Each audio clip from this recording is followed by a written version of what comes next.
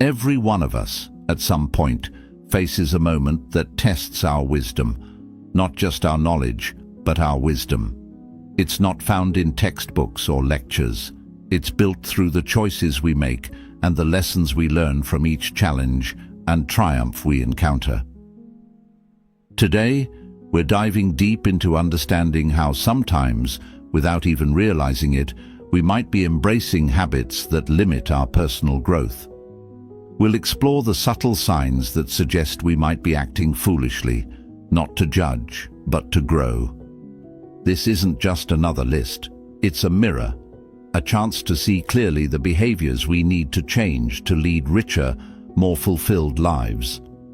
And as we delve into these insights, if you find value in what we're exploring together, consider this simple free favor.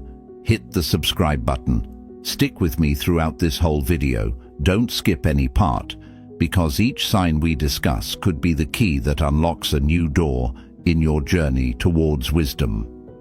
Drawing from the timeless lessons of Stoic philosophy, let's reflect, challenge ourselves, and embrace the courage to change. Let's get started. Sign 1. Resistance to change. Change is as inevitable as the sunrise, yet it's one of the hardest things for us to embrace. It disrupts what we know, pushes us out of our comfort zones, and challenges our preconceived notions about the way things should be. But here's a twist. Resisting change can actually hold us back from experiencing some of life's greatest opportunities and lessons. When we dig in our heels and insist on maintaining the status quo, we might miss out on chances to grow, to innovate, and to improve our lives in meaningful ways. Consider this. Life is like a river, constantly flowing and ever-changing. Stoic philosophy teaches us that just as the river does not resist its course, neither should we resist the natural flow of life's changes. The Stoics believed in embracing whatever life throws at us with a calm acceptance, knowing that while we cannot control everything that happens, we can control how we respond. Resistance to change is akin to trying to dam that river with our bare hands. It's not only futile, it can lead to greater frustration and suffering. Now let's get personal for a moment. Think about a time when you resisted a change because it was uncomfortable or because it challenged a belief you held dear. Maybe it was a move to a new city, a switch in careers, or even adopting a new routine. Initially, these changes might have felt unnecessary or daunting, but reflect on the outcomes. Did your resistance make the process easier or harder? Often we find that once we embrace the change, we open ourselves up to new perspectives and possibilities. We learn, we adapt, and sometimes we even flourish in ways we never anticipated. However, it's important to recognize why we resist change. It's not just about a fear of the unknown. It's also about a fear of losing what we have, whether that's comfort, familiarity, or control. This fear can make us rigid, limiting our potential. But Stoicism offers a powerful counterpoint. It teaches us that true freedom and strength come from within, from our ability to adapt and accept, rather than from clinging to external certainties. Embracing change doesn't mean being passive or giving up our desires and ambitions. Rather, it means actively engaging with life's changes, making conscious choices about how to respond, and finding ways to align these changes with our values and goals. It's about being proactive rather than reactive, making decisions based on wisdom and foresight rather than fear or habit. Let's apply this to a practical scenario, perhaps in your workplace. The introduction of new technologies or processes can be met with resistance, often because they disrupt well-established routines. However, adapting to these changes isn't just about keeping up with industry standards. It's about personal and professional growth. By learning new systems or embracing new strategies, you're not just helping your company evolve, you're also developing skills that enhance your own employability and effectiveness. So, the next time you're faced with a change, big or small, take a moment to pause and reflect. Ask yourself, what is this resistance telling me? Is it coming from a place of fear or from a genuine concern? How can I align this change with my personal growth and values? By asking these questions, you are not merely surviving the flow of life's river. You are learning to navigate it skillfully, using change as a tool to carve out a more meaningful path for yourself. Sign 2. Blaming others. It's a human instinct to look outward when things go wrong. Pointing fingers is easier than looking in the mirror. It spares us from the discomfort of admitting our own flaws or mistakes. However, the habit of blaming others is like a leak in the foundation of our personal growth. It may not seem like a big deal at first, but over time, it can cause the whole structure to weaken and eventually collapse. Blaming others for our setbacks, failures, or unhappiness is a defense mechanism. It protects our ego from the pain of failure and the fear of inadequacy. But every time we shift responsibility onto someone else, we lose a little bit of our power to shape our destiny. Stoicism teaches us the value of focusing on what we can control and letting go of what we cannot. One thing we always have control over is our response to life's challenges. By accepting responsibility for our actions and reactions, we retain our power and agency. Now let's think about what happens when we blame others. It might bring a temporary sense of relief, but it also builds barriers between us and those around us. It can damage relationships, reduce trust, and create a toxic environment, whether at home, at work, or among friends. More importantly, when we blame others, we deny ourselves the opportunity to learn from the experience. Every challenge, every misstep, is a chance to learn something valuable, if only we're willing to see it that way. Stoic philosophy isn't about suppressing emotions or ignoring the faults of others. It's about recognizing that the only thing truly within our control is ourselves, our actions, our reactions, our decisions. Marcus Aurelius, a Stoic philosopher and Roman emperor, often wrote about the importance of turning obstacles into opportunities. He believed that the obstacle in the path becomes the path. When we stop blaming others and start examining our own role in our experiences, we turn these obstacles into stepping stones towards personal enlightenment and resilience. Imagine you're working on a project that fails to meet its goals. The easy route? Blame the team, the resources, the timing. But what if, instead, you asked yourself, what could I have done differently? Did I communicate effectively? Was I prepared to lead? This kind of introspection requires courage and humility, but it is the only way to truly grow. By taking responsibility, you might discover that improving your communication could increase team alignment, or that additional preparation could enhance your leadership in future projects. Moreover, accepting responsibility enriches our character and deepens our understanding of life. It teaches us compassion and empathy, as we begin to see that just as we are not perfect, neither are others. We all make mistakes, and we all have room to improve. This realization can transform the way we interact with others, leading to more meaningful and supportive relationships. So the next time you find yourself starting to point a finger, take a moment to pause and reflect. Consider what part you played in the situation and what you could do differently next time. Ask yourself what this experience teaches you about yourself, your values, and how you can grow from it.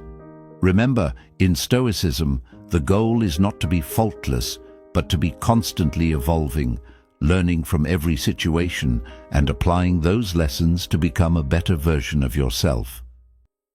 Sign 3. Talking over listening. Ever been in a conversation where it feels like your words just bounce off the other person as they impatiently wait for their turn to speak?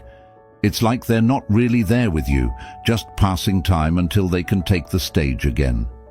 This common scenario illustrates a prevalent issue in many interactions: the preference for talking over listening.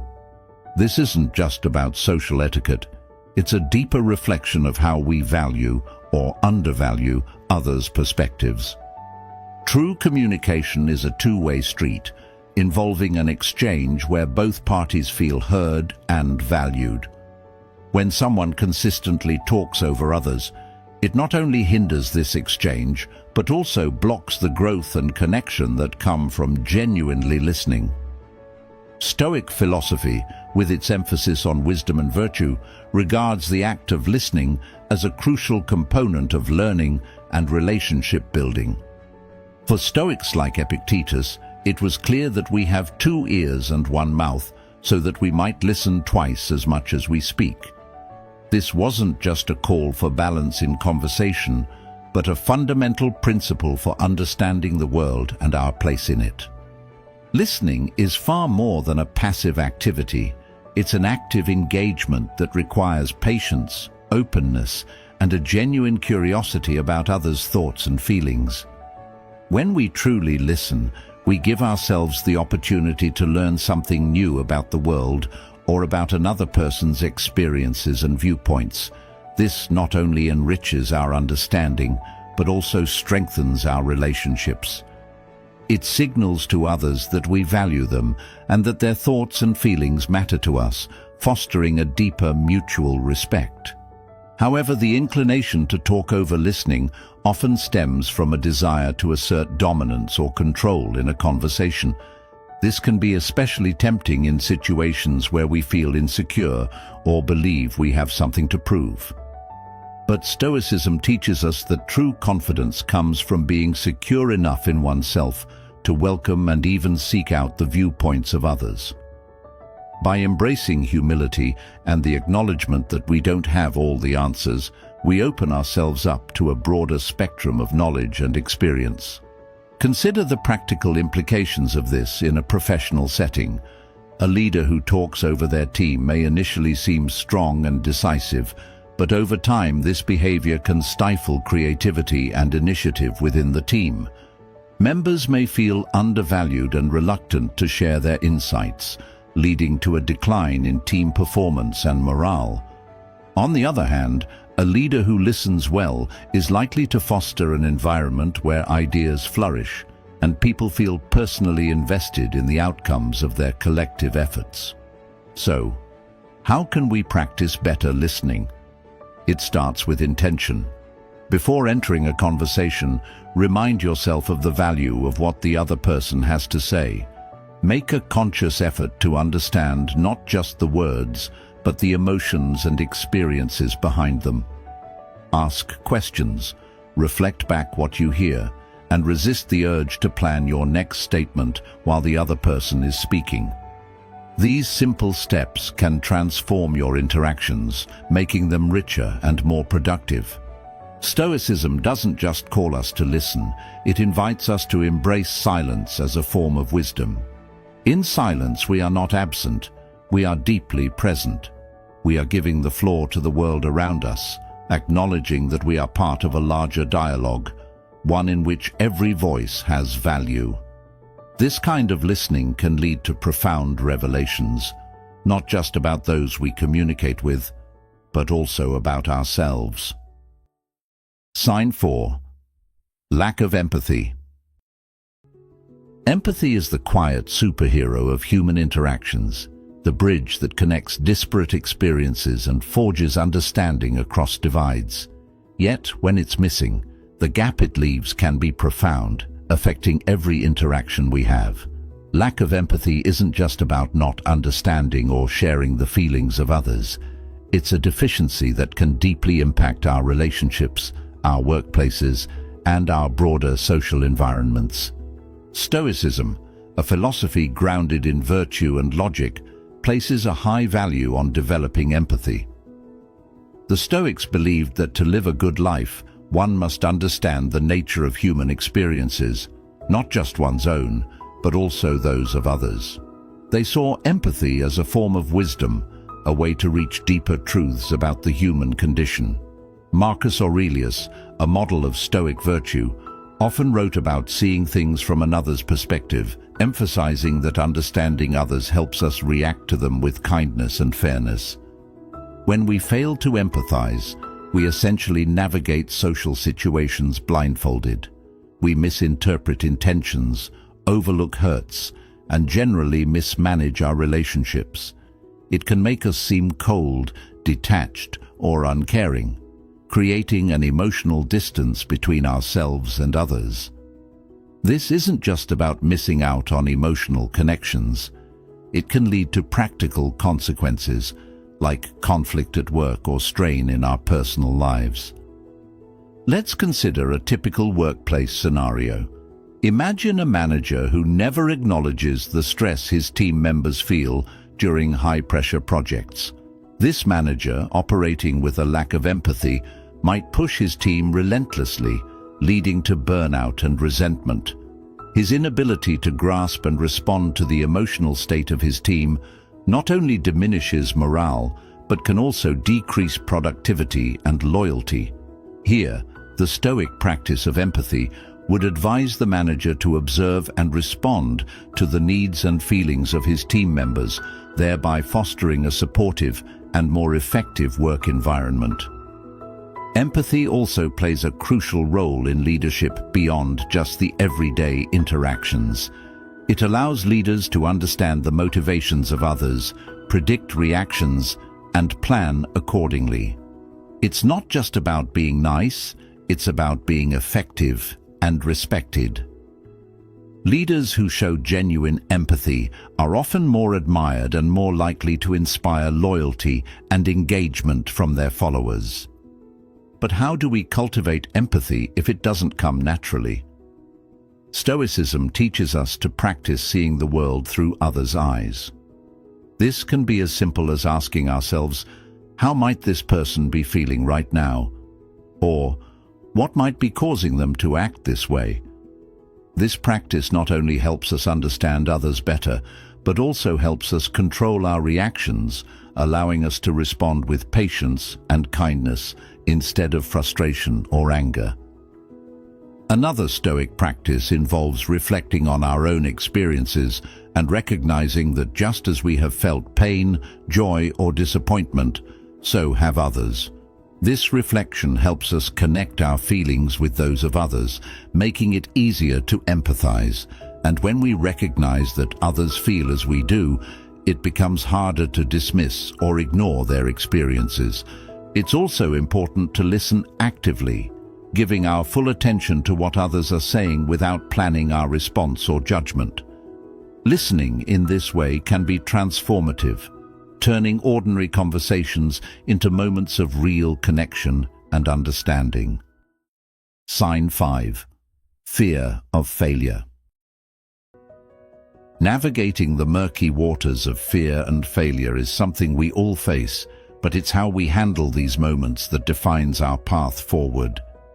Fear of failure is a powerful force, capable of stopping us in our tracks, urging us to play it safe or not to play at all. But let's unpack this a bit, because within this fear lies a paradox.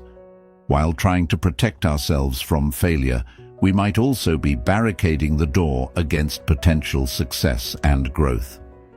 Stoic philosophy offers a compelling perspective on this. The Stoics taught that it's not events themselves that disturb us, but our interpretation of these events.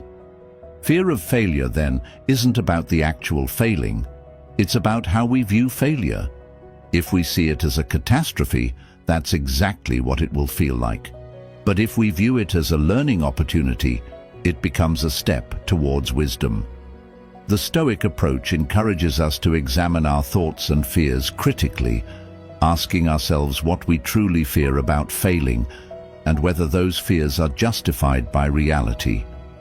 Imagine for a moment the last time you hesitated to try something new or challenging.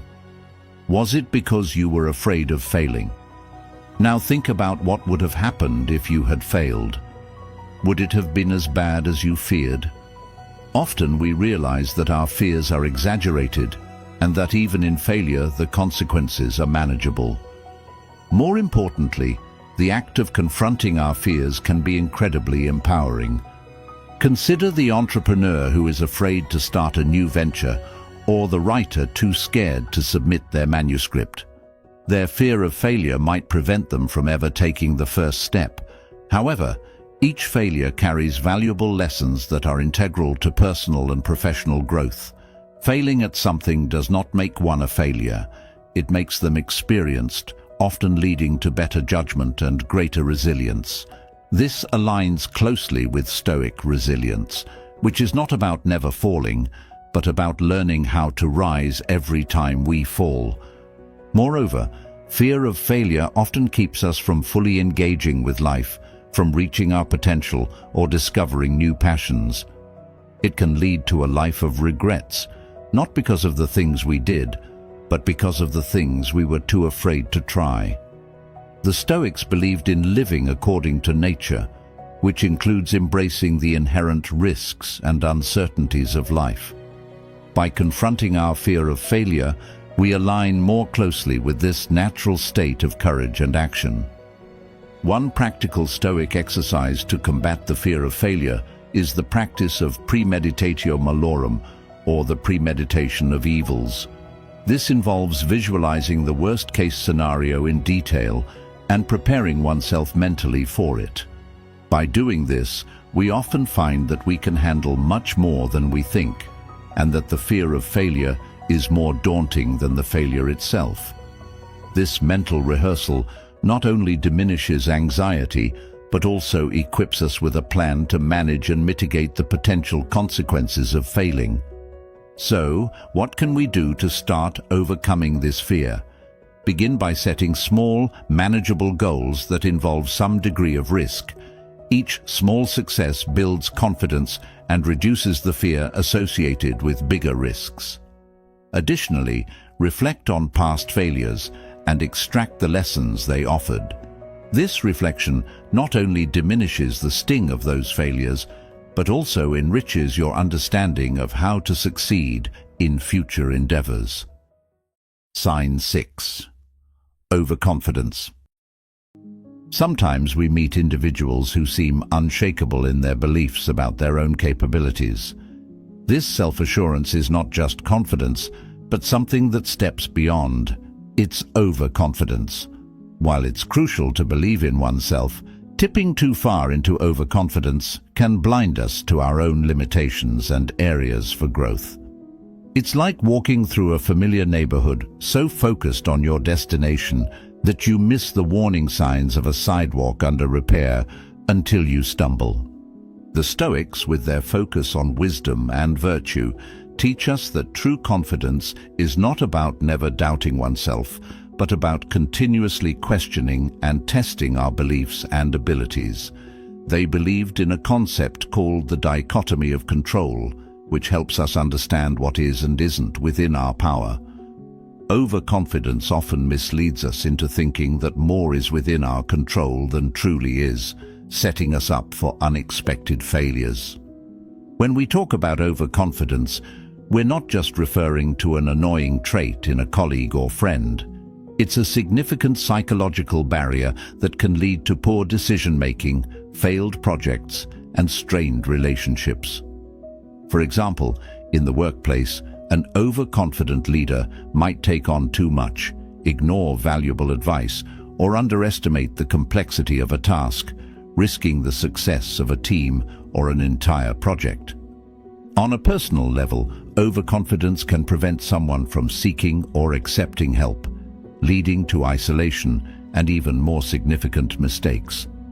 The remedy that Stoicism offers isn't to undermine one's self-esteem, but to foster a balance between confidence and humility. Marcus Aurelius, the Stoic emperor, often wrote about the importance of listening to others and reflecting on one's own faults. He saw overconfidence as a form of hubris that not only alienates others, but also separates us from reality.